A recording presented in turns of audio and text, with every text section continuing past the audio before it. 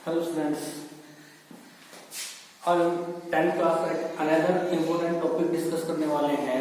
इसके टॉपिक का नाम है जनरेटर्स। तो स्टूडेंट्स, सबसे पहले पता करते हैं कि जनरेटर्स होता क्या है। ठीक है, जनरेटर्स होता क्या है। तो जनरेटर एक ऐसा डिवाइस होता है जो मैकेनिकल एनर्जी को, ये एक ऐसा डिवाइस होता है स्टूडेंट्स जो मैकेनिकल एनर्जी को, मैकेनिकल को किसमें कन्वर्ट करता है, इलेक्ट्रिकल में। मैकेनिकल एनर्जी को कन्वर्ट करता है किसके अंदर, इलेक्ट्रिकल एनर्जी के अंदर। तो जनरली आपने देखा होगा कि जनरेटर्स फंक्शंस के अंदर हम यूज करते हैं, हमारे घरों में यूज करते हैं, फंक्शंस के दौरान स्कूल्स कॉलेजों में भी जनरेटर्स यूज किए जाते हैं। ठीक है, जनरेटर्स का एक अनदर नेम होता है जिसको हम बोलते हैं क्या, डायनामो भी बोल देते हैं। ठीक है, और एक जनरेटर्स का अनदर नेम होता है जिसको अल्टरनेटर भी बोल देते हैं। वो एसी जनरेटर होता है, उसको हम अल्टरनेटर बोल देते हैं। तो स्टूडेंट्स, इन कुछ नामों से इनको जाना जाता है। जनरेटर्स को डायनामो के नाम से भी, अल्टरनेटर के नाम से भी जाना जाता है। तो आज देखेंगे कि जनरेटर्स कितने टाइप के होते हैं, क्या काम करते हैं, किस प्रिंसिपल पे ये वर्क करते हैं। तो बड़ा आसान है, जैसा आपने इलेक्ट्रिक मोटर को पढ़ा था, जस्ट उससे अपोजिट होने वाला है इसके अंदर। तो एक इलेक्ट्रिक मोटर के अंदर हमने पढ़ा था कि इलेक्ट्रिकल एनर्जी को कन्वर्ट किया जाता था किसके अंदर, मैकेनिकल के अंदर। लेकिन अब इसमें थोड़ा सा उल्टा होने वाला है। जनरेटर्स के अंदर मैकेनिकल एनर्जी को कन्वर्ट करते हैं किसके अंदर, इलेक्ट्रिकल एनर्जी के अंदर।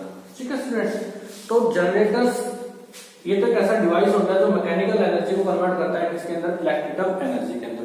किस प्रिंसिपल पे काम करता है, ठीक है, किस प्रिंसिपल पे ये वर्क करता है, ये हम देखेंगे। कितने टाइप का हो सकता है ये देखेंगे।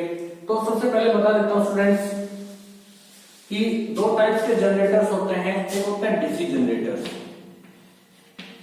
एक होता है डीसी जनरेटर। डीसी का मतलब होता है यहाँ पे डायरेक्ट करंट, डायरेक्ट करंट सुना होगा ना आपने। इसमें करंट की डायरेक्शन चेंज नहीं होती, उसको हम क्या बोलते हैं, डीसी करंट बोलते हैं। और जो डीसी करंट प्रोड्यूस करता है उसको बोलते हैं डीसी जनरेटर्स। ये मैंने जो डायग्राम बनाए दोनों, ये मैंने डीसी जनरेटर्स के डायग्राम बनाए हैं। ये समझ में आएगा। तो डीसी का मतलब क्या हुआ, डायरेक्ट करंट। एक ऐसा जनरेटर जो डायरेक्ट करंट प्रोड्यूस करता है उसको हम क्या बोलते हैं, क्या बोलते हैं उसको, डीसी जनरेटर्स बोलते हैं। हमारे इन्वर्टर्स हैं वो डीसी करंट जनरेट करते हैं, तो पता होगा आपको, ये तो जनरली सी बात है। दूसरा जो टाइप होता है इसका होता है एसी जनरेटर्स, एसी जनरेटर्स। इसमें अल्टरनेट करंट प्रोड्यूस करता है। जो जनरेटर्स अल्टरनेट करंट प्रोड्यूस करता है उसको हम क्या बोलते हैं, एसी जनरेटर्स बोलते हैं। इसका दूसरा नाम क्या होता है, इसका दूसरा नाम होता है अल्टरनेटर भी बोल देते हैं। इसको डीसी जनरेटर को क्या बोल देते हैं, डायनामो भी बोल देते हैं। क्या बोल देते हैं, इसको डायनामो भी बोल देते हैं। और इसको हम क्या, अल्टरनेटर्स भी बोल देते हैं। अल्टरनेटर मतलब जिसमें करंट की डायरेक्शन क्या होती हो, चेंज होती हो। या फिर इसको क्या बोलेंगे, एसी जनरेटर्स। आई थिंक आपको समझ में आ गया होगा कि दो जनरेटर्स कौन कौन से होते हैं, एक एसी और एक डीसी। अब उनका डिफरेंस भी बताएंगे कि एसी में कंस्ट्रक्शन में क्या डिफरेंस होता है और उनकी वर्किंग में क्या डिफरेंस होता है। ठीक है, चलो अब बात कर लेते हैं सबसे पहले प्रिंसिपल की।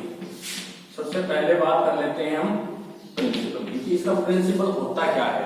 ठीक है, इसका प्रिंसिपल होता है क्या है, किस लॉ पे, किस प्रिंसिपल पे ये फंक्शनिंग करता है।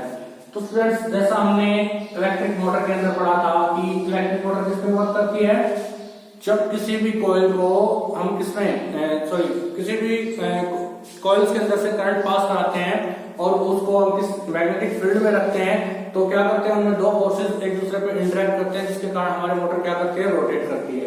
इसमें जस्ट इसका रिवर्स होने वाला है। ये क्या काम करती है, वर्क करता है फैराडेज लॉ ऑफ, ये वर्क करेगा Faraday's law of electromagnetic induction. जो मोटर है वो वर्क करती है Faraday's law of electromagnetic induction. ठीक है, किस पे काम करती है, Faraday's law of electromagnetic induction.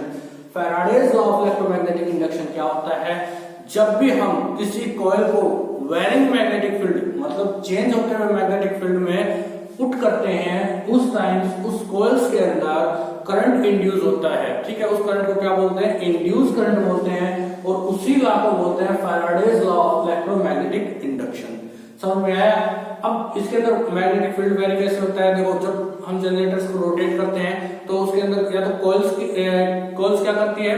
Rotate करती है, और कॉइल्स रोटेट कर रही है तो मतलब कॉइल के रिस्पेक्ट में मैग्नेटिक फील्ड क्या हो रहा है? चेंज हो रहा है, जिसके कारण उस कॉइल्स के अंदर करंट इंड्यूस होता है।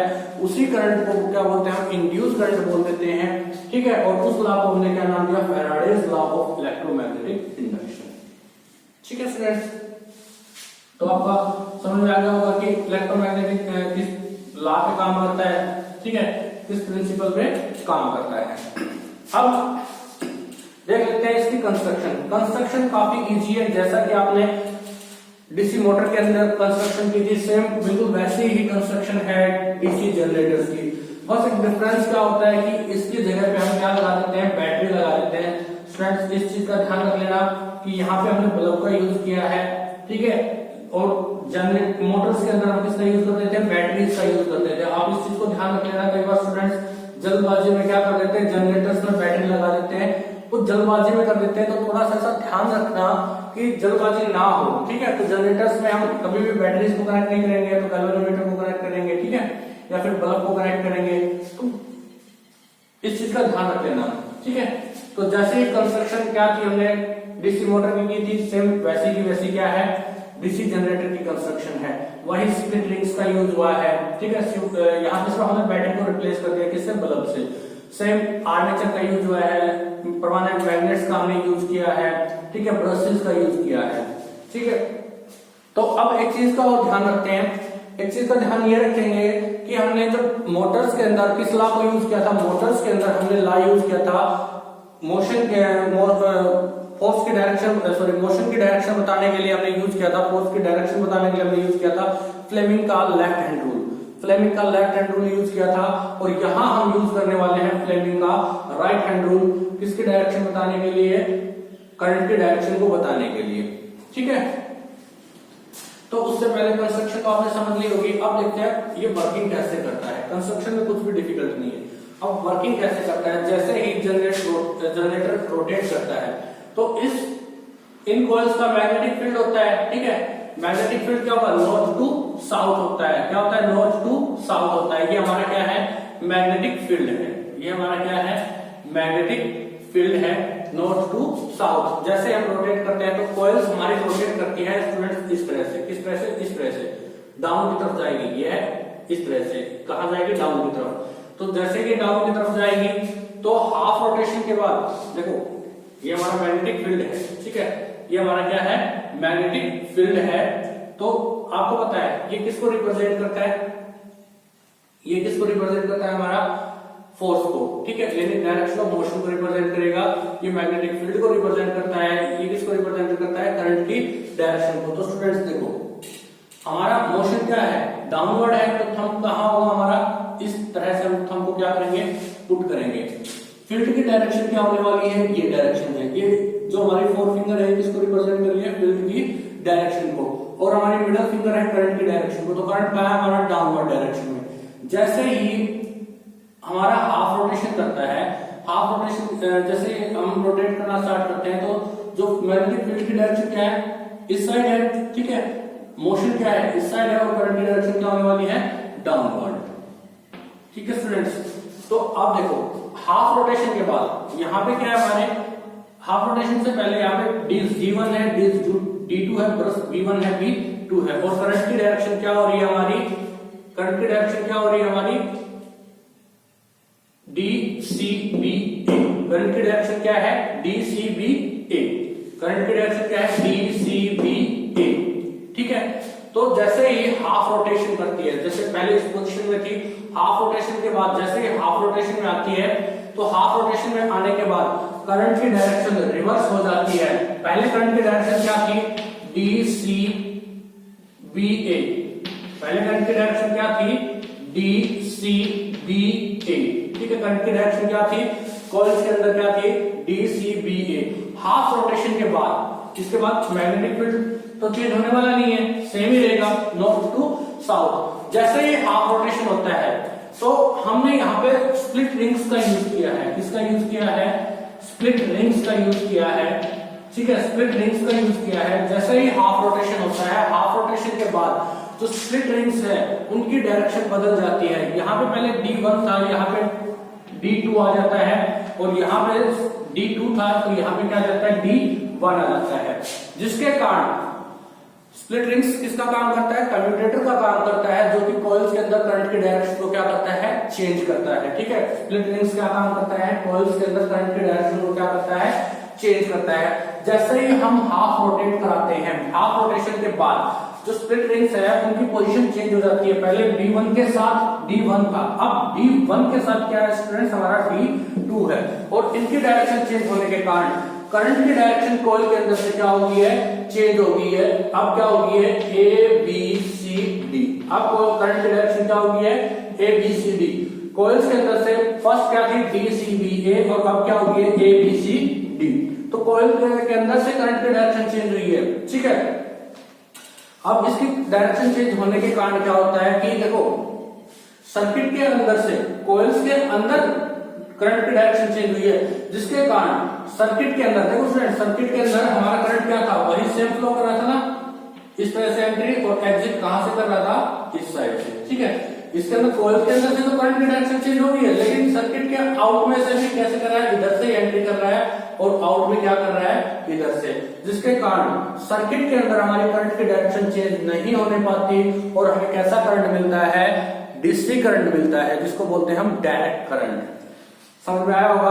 अगर आपको कोई पॉइंट समझ में नहीं आता है तो आप मेरे से पूछ सकते हैं, कमेंट करके पूछ सकते हैं कि सर आप ये पॉइंट हमें समझ नहीं आया, तो मैं आपको दोबारा से एक्सप्लेन करने की कोशिश करता हूं। ठीक है, ये तो हमने बात की डीसी जनरेटर्स की।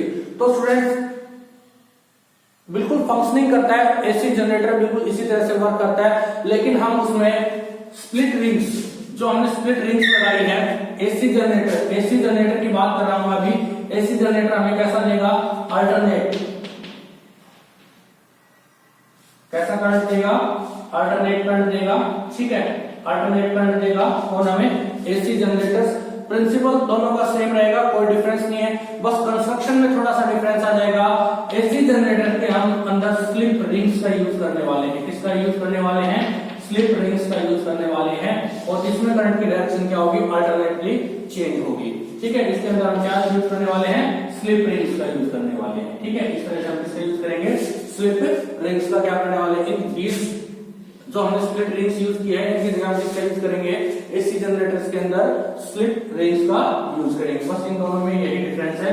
जनरली हम एसी जनरेटर्स का यूज करते हैं क्योंकि लॉन्ग डिस्टेंस पे लाइट को ट्रेवल कराना एसी कंडीशन के अंदर थोड़ा सा आसान होता है। अगर हमें लाइट की सप्लाई ज्यादा डिस्टेंस तक करनी है तो उसके अंदर हमें एसी जनरेटर है वो ज्यादा हेल्पफुल होता है किसके कंपैरिजन में, डीसी जनरेटर के कंपैरिजन में। ठीक है,